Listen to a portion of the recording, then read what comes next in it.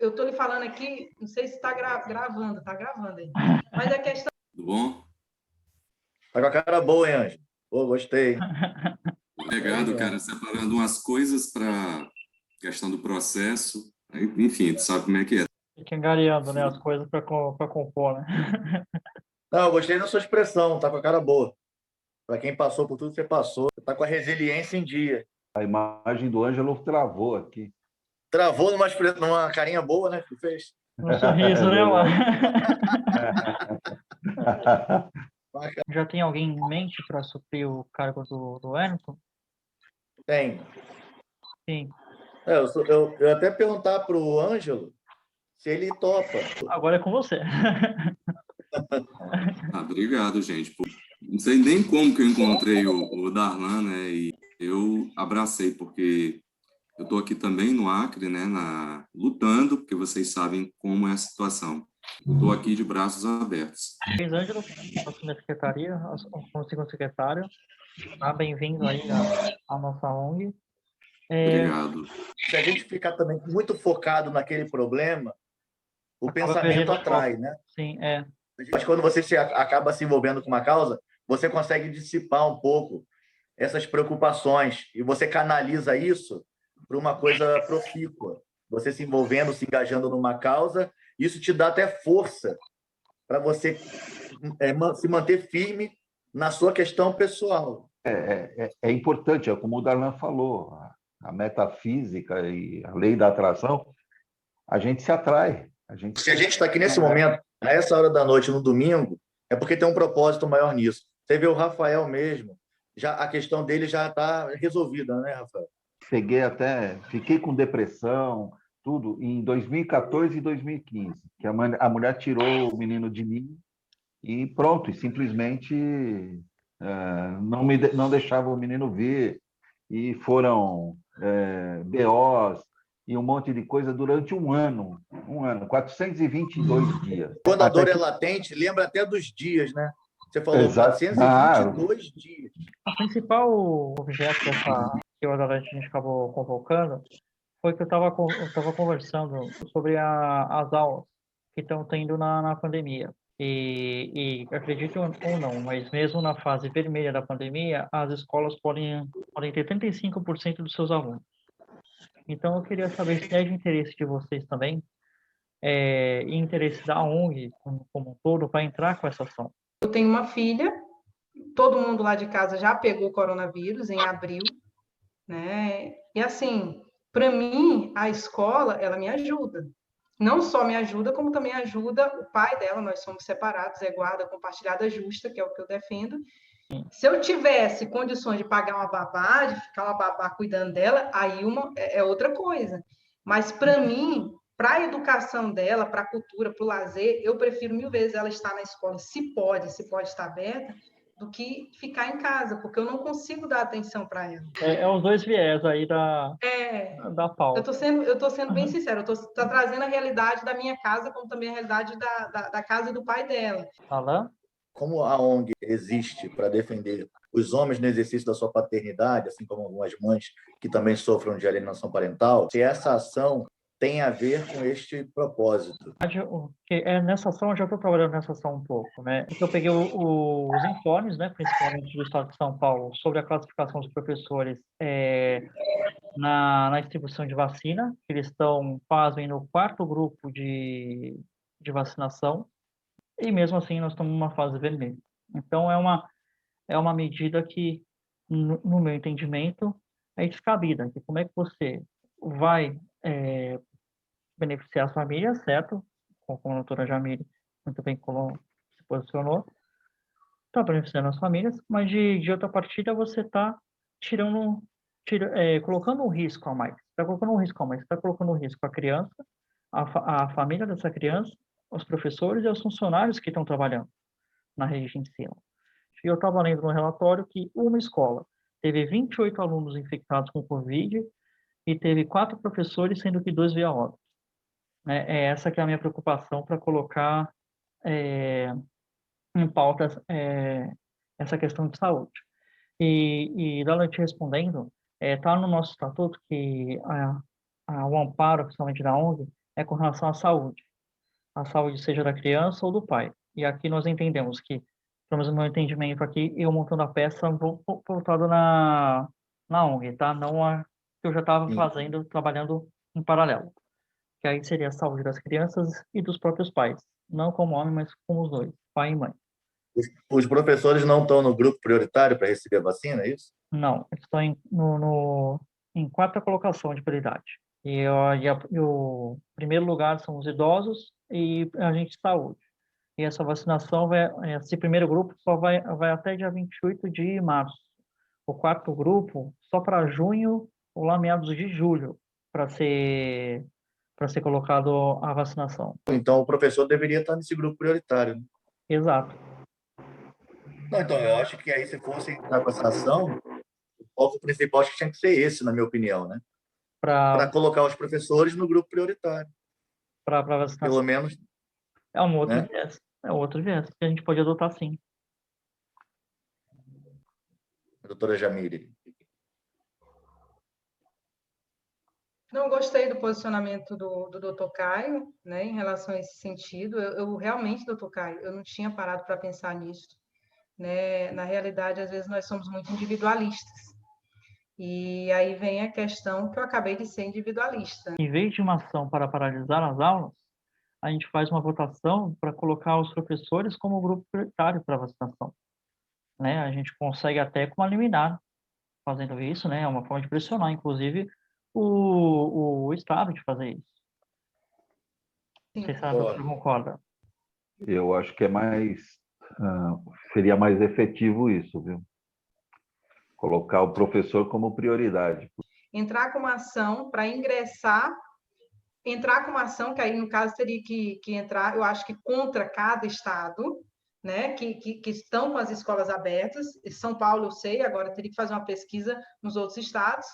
Entrar com uma ação contra o estado, por exemplo, de São Paulo, para ingressar os professores no grupo de risco, para que eles possam ser vacinados o quanto antes. Então, a gente encerra assim, então. Então, a gente entra com a ação, mas em vez da paralisia das aulas, a gente coloca para colocar os professores como grupo de risco e eles integrarem a primeira fase da vacinação. Isso. Não sei se o Natan quer falar alguma coisa. Estou super feliz de estar participando desse grupo, desse movimento.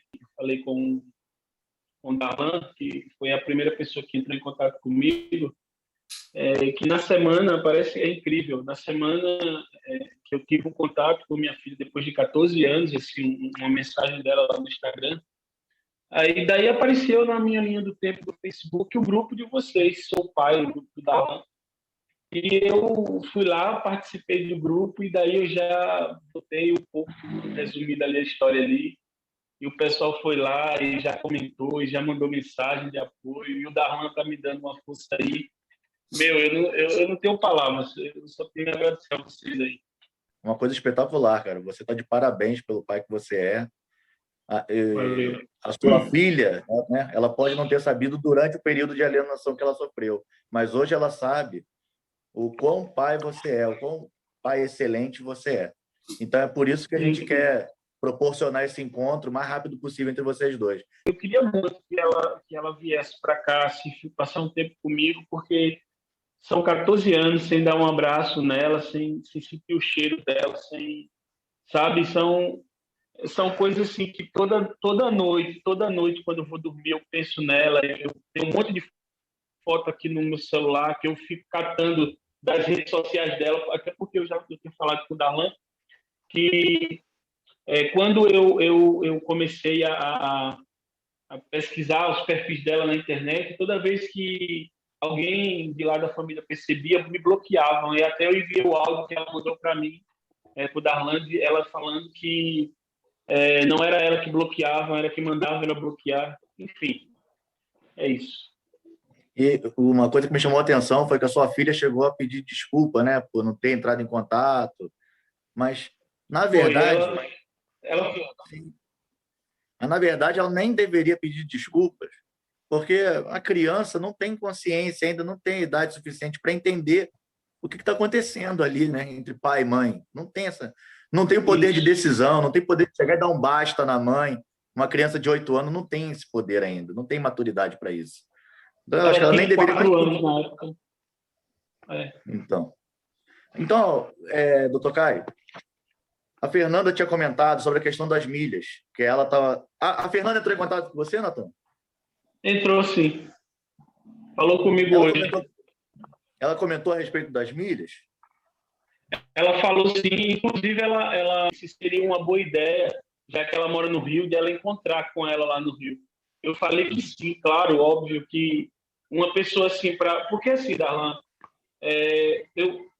para mim está sendo tudo novo, principalmente esse contato que eu estou tendo com ela, assim, agora, porque, como eu te falei, ela está com 17 anos agora, para você ver, ela saiu daqui, ela tinha 4 anos, ela agora está com 17 anos, e uma coisa que complicou, eu acho que no meu ponto de vista que complicou, que, assim, ela está com um namorado, e eu acho que está na casa de um namorado, então, isso eu acredito que se tornou um problema adicional, porque a mãe dela tem 3 filhos desse casamento, que ela também se separou do marido agora, com 3 filhos dele, e eu não sei em que condições essa menina, o porquê que ela foi morar na casa desse namorado, o porquê. Então, assim, a minha cabeça está um pouco muito confusa, mas eu já falei com a Fernanda, já expliquei um pouco para ela, e ela amanhã vai falar comigo de novo, eu acredito, e aí eu vou conversar com ela melhor sobre isso. Ainda em relação ao caso do Natan, tem a questão do padrasto, que é uma coisa que a gente deveria colocar. Eu estou até elaborando no Estatuto da Paternidade essa situação. É um pouco polêmico, por isso que depois eu quero encaminhar para vocês analisarem com calma, porque o Natan, até como posso falar aqui, Natan, não tem problema? Pode, fica à vontade. Porque, assim, a filha entrou em contato com o pai e o pai perguntou para a filha, mas como que está o relacionamento seu? Eles se separaram, não foi isso? A mãe da sua filha com o padrasto separaram. Ele perguntou como é que está o seu relacionamento. E ela disse que o relacionamento com o padrasto era nulo. E aí o Natan cogitou assim, se é nulo, se não tem vínculo nenhum depois do casamento, é porque não devia estar bom, né? Se tivesse bom, estava mantendo contato até hoje. E a filha não quer saber do padrasto. Isso.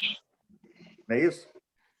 Até depois, Alan, se você quiser, você pode enviar o áudio dela para o pessoal ver, analisar direitinho o que ela falou para mim. Eu vou adaptar ela e assim que eu terminar eu passo para o grupo da diretoria jurídica para fazer a análise. Lá no grupo hoje teve uma discussão que na verdade foi foi disparar ofensas contra pessoas também que estão engajadas na causa da alienação parental, né? Que foi no caso do Arnaldino. Eu sei que teve uma discussão do Robson com outro membro, que eu não sei quem é. Sim, eu também não sei quem é esse membro, mas eu queria colocar em pauta para a gente fiscalizar esse grupo para não ocorrer mais isso, não ocorrer mais essas discussões dentro do grupo, né? Porque isso só deixa a desejar no controle da ONG, né? Inclusive de pessoas que nem estão... Se eu quiser, a gente pode enviar uma advertência para que isso não se repita. E se houver uma segunda, a gente exclui a pessoa do grupo. Certo. Então a gente já tem uma deliberação aqui. Então, manda no privado, né? Sim. Para não expor a pessoa também. Exato. Eu vi alguma coisa a respeito disso e achei pesado até a forma com que a pessoa tratou. Não sei quem é, tem umas bolinhas coloridas, não tem nome. Agora eu lembrei. Conversei com ele no privado. Ele está bastante transtornado por tudo que ele já sofreu. Na minha opinião, ele está até precisando de um auxílio psicológico. Como que a gente também acompanha.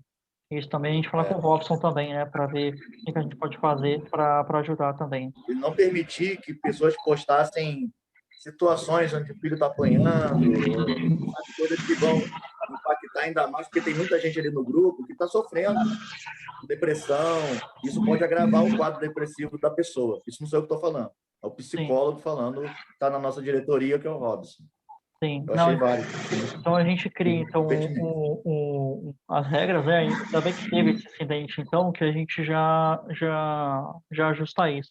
Então a gente cria algumas regras a gente coloca que essas exposições estão proibidas, né?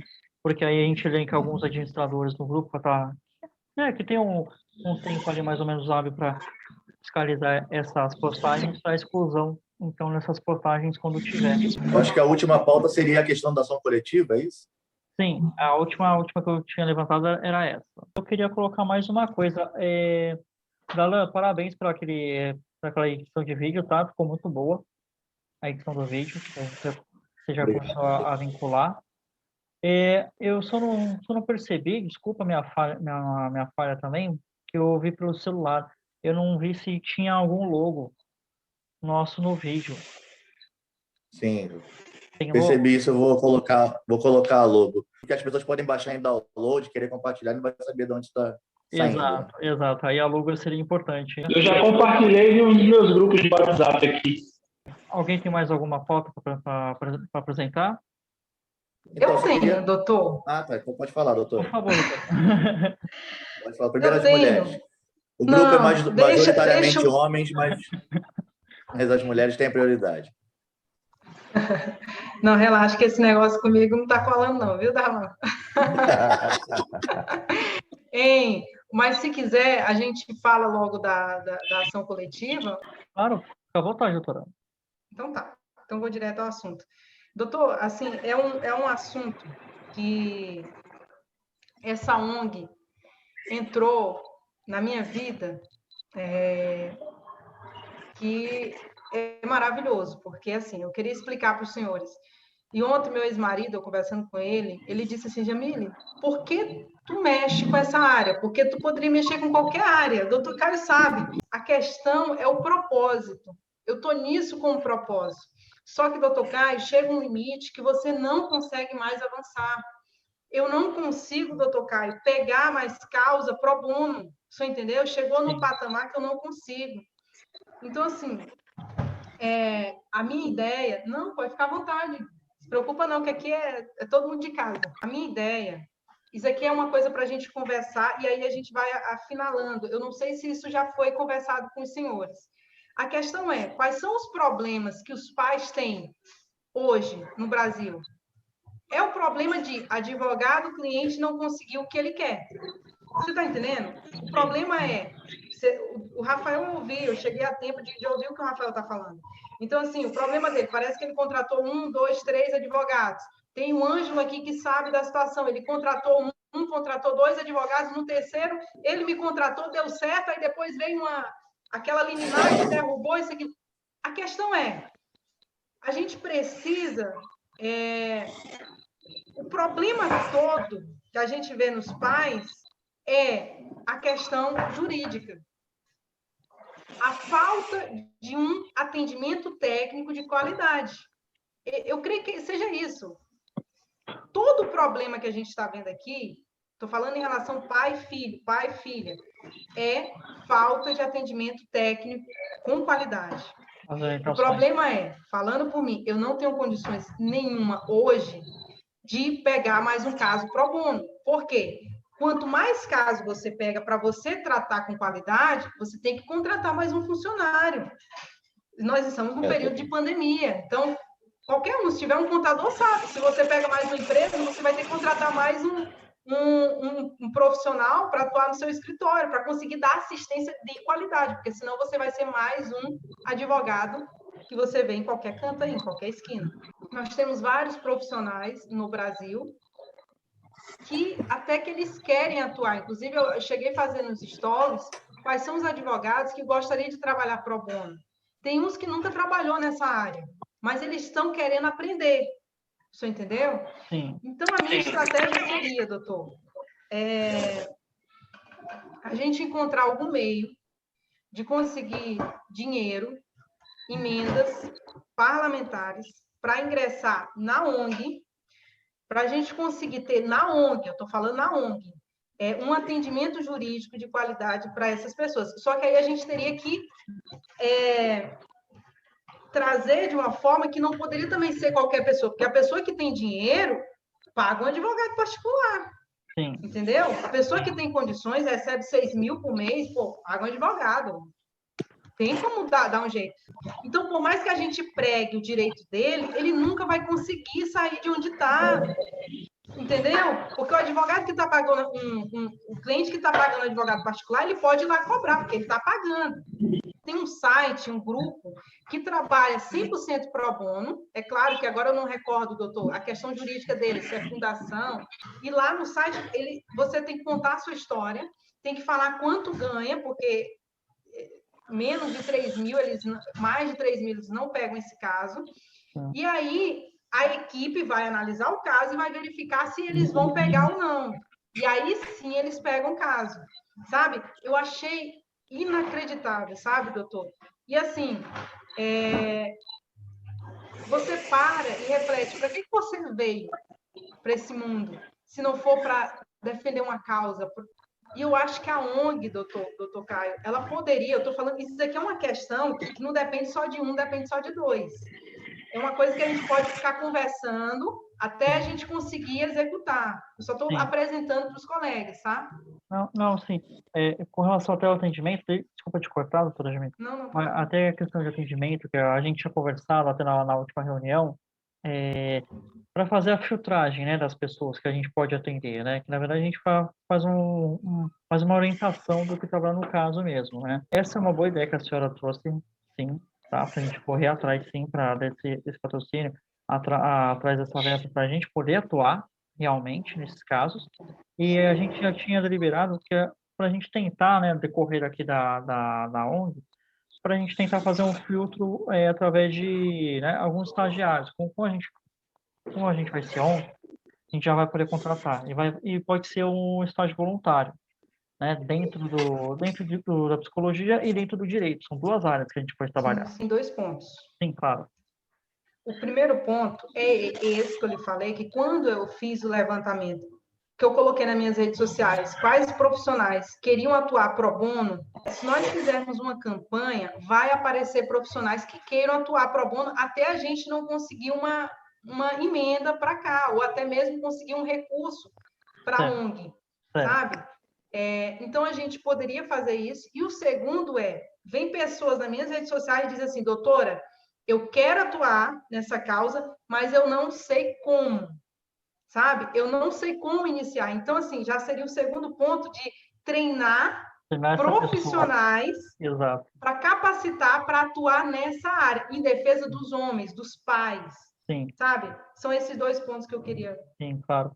Não, a gente vai trabalhando sim. Inclusive, depois, doutora Jamília, a gente vai discutir muito esse assunto lá na diretoria jurídica, porque aí eu vou ter que levantar dentro da OAB, certo? Como é que a gente pode trabalhar isso junto com eles, tá? Para a gente não ter problema sobre o estatuto, sobre o regimento da OAB. É uma discussão para a gente levar para dentro da OAB para ver como que a gente vai fazer isso e para ver como que a gente vai elencar isso dentro do estatuto. A ONG registrada como OCIP, após 3 anos, ela consegue verba até do governo para poder desenvolver suas atividades. Até as empresas, né? Ele tem que pagar o imposto de renda. Lá, toda empresa e pessoa, enfim, pessoa física e jurídica, o imposto de renda, ele pode doar uma parte que ele tem que pagar e destinar. Tá entendendo? É uma coisa que a gente pode ver também. Aí, no caso que eu estou vendo aqui, a doação, né? Ela dá em tanto pessoa física ou jurídica, é limitada a 6%. Se a gente tira uma demanda da Defensoria Pública, vou lhe dar um exemplo. No estado do Acre, existem só 12 defensores públicos para todo o estado do Acre. 12, só para você ter uma ideia. E lá o advogado que trabalha como defensor público, né, ele ganha muito dinheiro. No final do mês, ele tem um monte de dinheiro para receber de alvará, porque os defensores não têm como atuar. A questão é, você devidamente comprovando que você está atuando em defesa de homens que estão lá, que não têm condições financeiras, que ele vai ter que comprovar isso, um comprovante de rendas, carteira de trabalho e assim por diante, assinar aquela declaração que não tem condições, você pode até fazer uma parceria com algumas empresas para que ele abata no imposto de renda. Por que eu estou lhe falando? Ó, lá na academia onde eu tô aqui em São Paulo, eu comecei a conversar com o proprietário disse, nossa, Jamila, eu não sabia disso.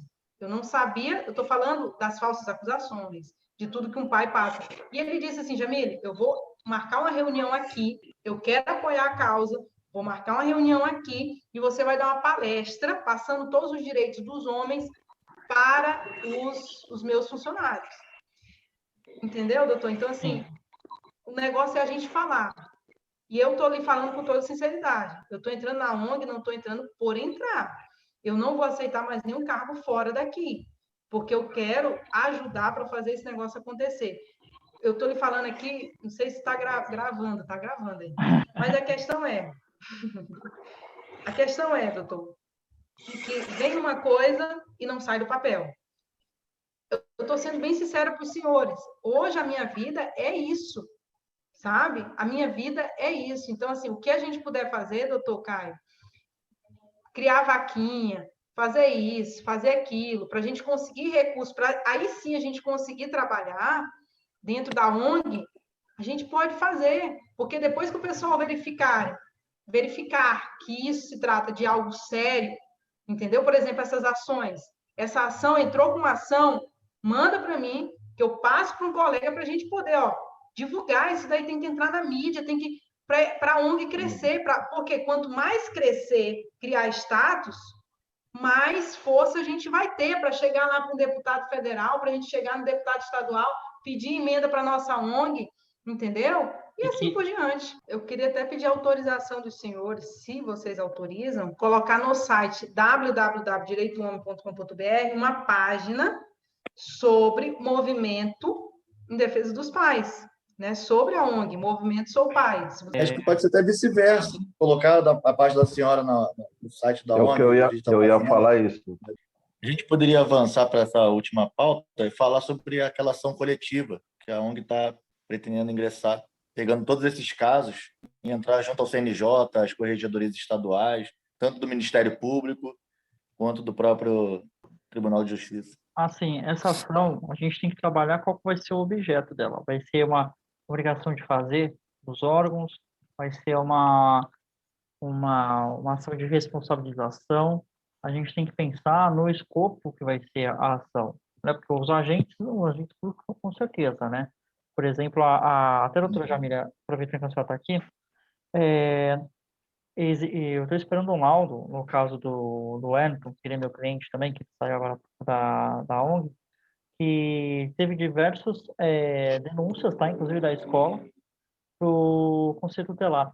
E o Conselho Tutelar nada fez, né? E nós vamos ingressar com uma ação contra o tutelar com posse daqueles documentos, né? E o objeto ainda estou estudando, não vai ser só a reparação civil, tem uma reparação criminal aí, tem uma reparação tem um viés administrativo. Então, a gente, com essa ação coletiva para a gente trabalhar, como a doutora Jamile tinha pretendido fazer, a gente tem que trabalhar qual vai ser o escopo dessa ação coletiva, né? Porque a gente pensa no nosso como instituição, a gente pode fazer uma coisa mais macro, do que uma coisa micro em cada caso, certo? Não sei se vocês estão acompanhando. Porque se a gente levantar todos os casos que teve isso, e fazer uma ação micro cada uma, a gente tem que pensar como vai ser feito isso. A ação coletiva a gente pode fazer no macro, a gente pode cobrar uma responsabilização dos órgãos, não dos promotores. Por exemplo, da promotoria, mas não do promotor, né? É isso que eu estou pensando, não sei se a doutora Jamile está entendendo o meu ponto de vista, doutora Jamile.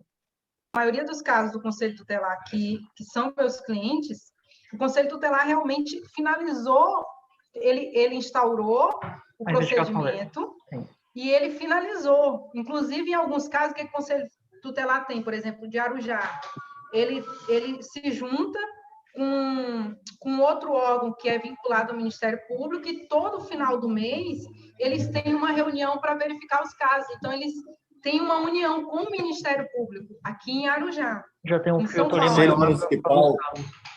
Então, nós teríamos Conselho Municipal dos Direitos da Criança e Adolescente, não é, doutor? Eu creio que seja, isso que envolve representantes também do Ministério Público. Sim. E a questão é que casos que o Conselho Tutelar não deu andamento. O que eu estou pesando aqui é realmente uma medida para que o órgão possa ter, não é uma medida para ser contra o órgão, e sim uma medida para ser a favor do órgão, né? Para falar assim, olha, realmente, teve isso aqui. Como foi arquivado, tem a reparação civil, mas e o órgão? O que o órgão vai melhorar para fazer isso? O que o órgão vai melhorar para ampliar o seu atendimento, sendo que teve um caso judicialmente comprovado que teve as agressões, um caso judicial que já foi até sentenciado, mas o órgão se manteve inerte, né? Por isso que a gente tem que pensar muito bem nas ações que a gente vai entrar para ser em favor dos órgãos. A gente não pode denegrir os órgãos também, e nós dependemos deles, certo? Que nem o Conselho de Psicologia também, dos tribunais. A gente está à mercê deles, né? Nós estamos à mercê dessas instituições. Então, a gente tem que tomar medidas que, claro, cobre a responsabilidade deles, que eles têm que ser responsáveis por isso, mas a gente tem que tomar uma contramedida para apoiar eles, para vincular que está errado, mas não é porque eles estão errados, porque não tem pessoal, não tem efetivo, não tem maquinário, né? A gente, como instituição, a gente tem que pensar no macro também. Em relação aos casos concretos, eu estou até recebendo já por e-mail alguns. Eu estava pedindo, estou coletando os processos onde a pessoa foi comprovadamente injustiçada, foi acusada falsamente de estupro, acusado falsamente de maus tratos, e no final apurou-se que o cara era inocente. Não por falta de provas, até por falta de materialidade delitiva. Então, eu estava pensando numa ação em pegar esses casos, eu não sei se cabe, né? Eu sou leigo no assunto. Uma ação coletiva, até para danos morais para esses pais que passaram por todo esse transtorno, que acaba refletindo até na sua saúde psicológica, sabe? Coisa grave. Sim. Eu tenho coisas gravíssimas. Quando se trata desses casos, sempre tem uma gravidade. No primeiro momento, vamos fazer o rateio desses casos, né? Que é para a gente buscar esses casos assim. E conforme vai chegando, a minha ideia, inclusive, Dona, já que é você que está fazendo esse rateio de caso, já foi qualificando, né? Faz um histórico pequeno já para a gente ter controle sobre isso. Depois a gente cria um arquivo único aí, pelo Drive, pelo Google, e para anexar, né? E a gente tem que tomar cuidado com quem vai ter acesso também a esses dados, né? Porque Isso. a maioria é tudo de justiça, tá? Então, faz uma qualificação pequena, um resumo do caso, né? E para a gente ter acesso a esse controle, né? Faz um projeto próprio, já que você está fazendo. Eu vou tentar, inclusive, incluir 2 pessoas na ONG, que são do direito, uma, inclusive, é engajada na CNJ, viu, doutora? Ela faz parte de alguma comissão do CNJ, mas não é de Brasília, não, é do CNJ aqui de São Paulo. E elas são a favor são do direito, né? Uma já é advogada, a outra não. E para ajudar, Deixa eu te falar, eu estou numa reunião. Para ajudar a gente a trabalhar nesse caso, principalmente quando vocês me falam sobre essa ação, para a gente ingressar no macro e no micro. Macro e micro, o que eu quero dizer é no macro contra o órgão e no micro nos casos reais. Vai demorar muito trabalho da ONG. Então, a gente já começa a trabalhar com esses dados, né? A gente começa já a separar esses dados. Porque na hora que sair uma ação, vai ser uma ação muito pesada e grande, né? Para a gente poder trabalhar. Ponto, doutor, sabe o que é?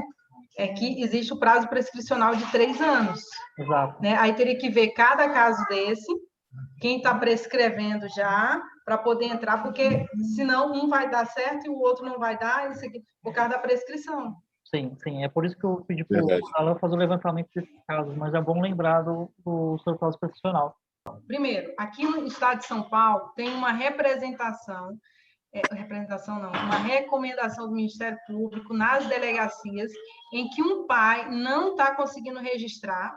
A recomendação é o seguinte: caso de descumprimento da mãe em relação de entregar o filho para o pai, o escrivão ou o delegado não pode realizar o registro de boletim de ocorrência por desobediência. É uma recomendação do Ministério Público, tá? Vários pais já falaram isso para mim.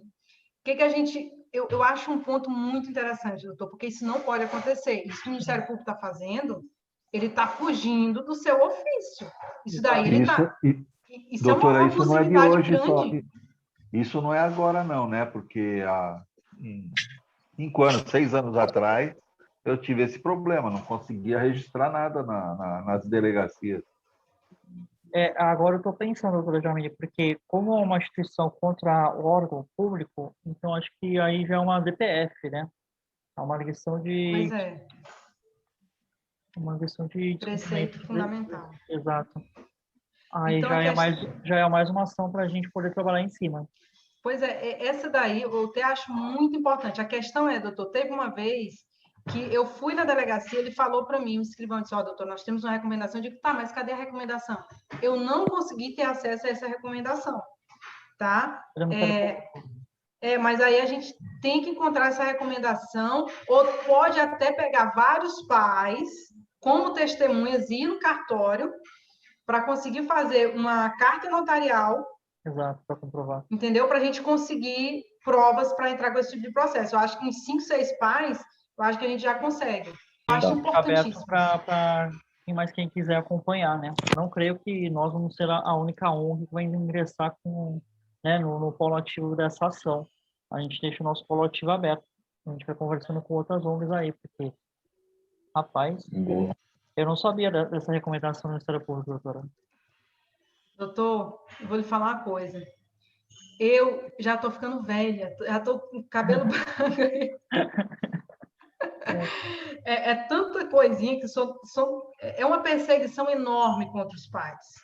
É horrível. Geralmente, quando a delegacia nega fazer esse tipo de boletim de ocorrência, eu delimito para fazer duas coisas. Primeiro, o boletim online, e principalmente se tem agressão, né, nesses casos também que eles se negam a fazer, já vai para o PS e já pega o laudo médico.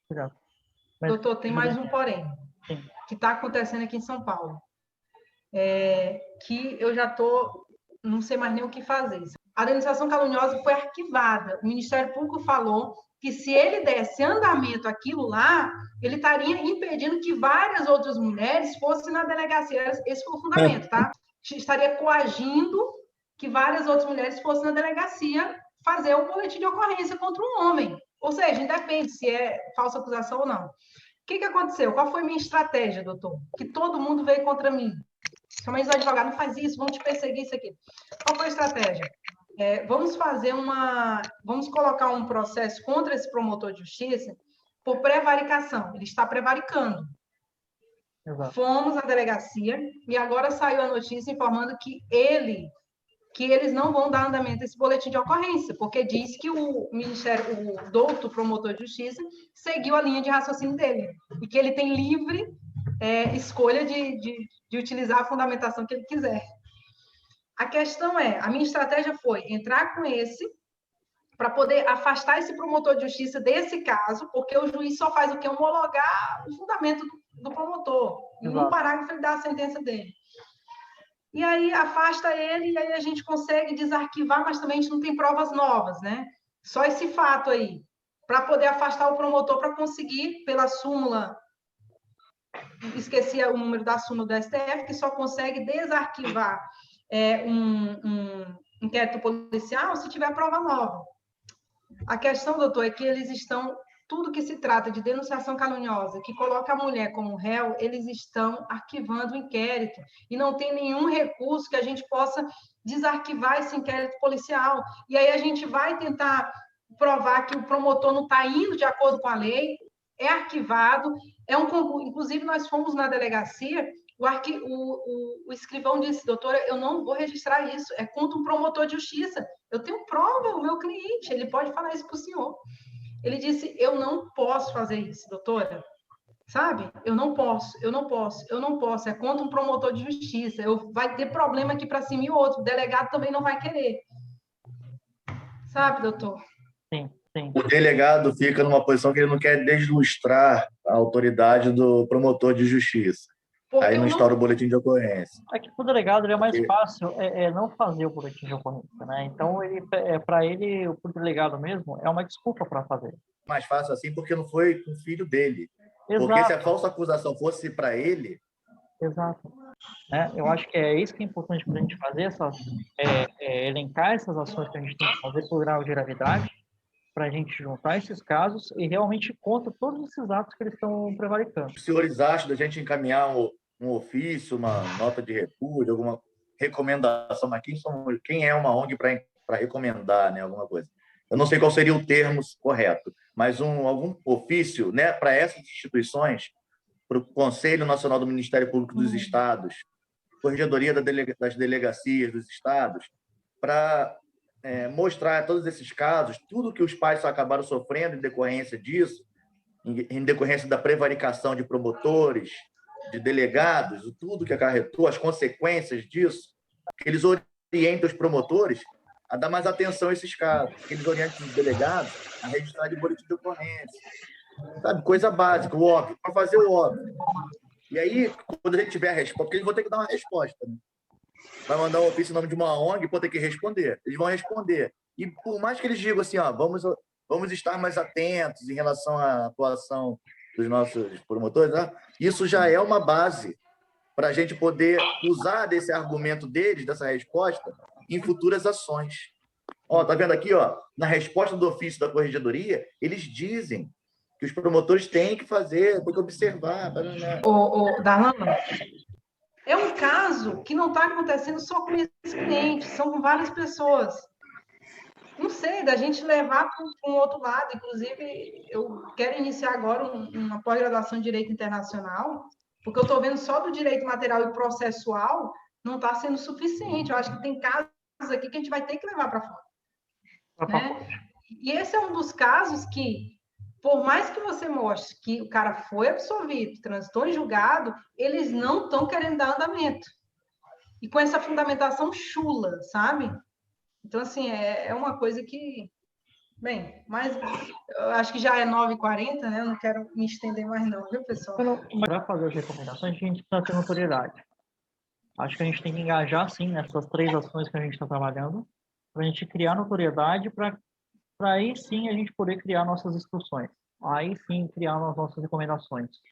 Né? Porque não adianta a gente começar pequeno e já querer começar a brigar grande. Eu creio que a gente fazendo essas ações que a gente já está propondo aqui, inclusive, doutor, essa DPF aqui, eu acho que seria uma segunda ação para a gente poder entrar, tá? A DPF aí contra o Ministério Público. Eu creio que é uma segunda ação já para a gente começar a trabalhar já no próximo mês. Né? Porque a recomendação é muito grave no Ministério Público. E assim a gente pode criando e trabalhando já naquela outra ação que o Darlan está incluindo com o Chaves. Eu creio que a gente pode ficar assim, né, para essas 3 ações e observando. Hoje o dia rendeu. Foi estabelecida a nova diretoria, certo? A doutora Jamile como vice-presidente da ONG, o Ângelo como segundo secretário. Sobre a ação a ação civil pública foi instalar, então, que nós vamos entrar com essa ação, certo? Vai ser para os professores e principalmente para colocar eles como no primeiro grupo de vacinação, certo? Sendo que a ACP, outro Ministério Público, da recomendação de não elaborar os boletins de ocorrência, vai ser a segunda ação que a ONG vai se debruçar, e essa terceira que o Darlan está levantando os casos, certo, Darlan? Para a gente possivelmente entrar com uma ação no macro e no micro. O macro que eu quero dizer são contra os órgãos e o micro que eu quero dizer com relação aos casos concretos com as pessoas. Então, assim finalizamos essa nossa reunião.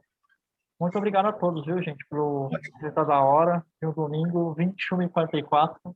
Eu agradeço a todos vocês que dispuseram do vosso tempo e também do grau de conhecimento de cada um aqui para a gente inovar cada vez mais a ONG. E é isso. A luta só está começando. Eu agradeço muito a vocês por essa iniciativa e por a gente estar trabalhando todo mundo junto. Então, eu agradeço a todos vocês. Parabéns, doutor. O senhor foi perfeito na condução da reunião, como sempre. O senhor está de parabéns. É um cara fora de sério, viu? Na próxima reunião, eu vou contar um pouco da história do Dr. Caio, como eu conheci. Boa noite a todos. É isso aí. Boa noite, pessoal. gente. Boa noite, doutor. Obrigado. Até a próxima.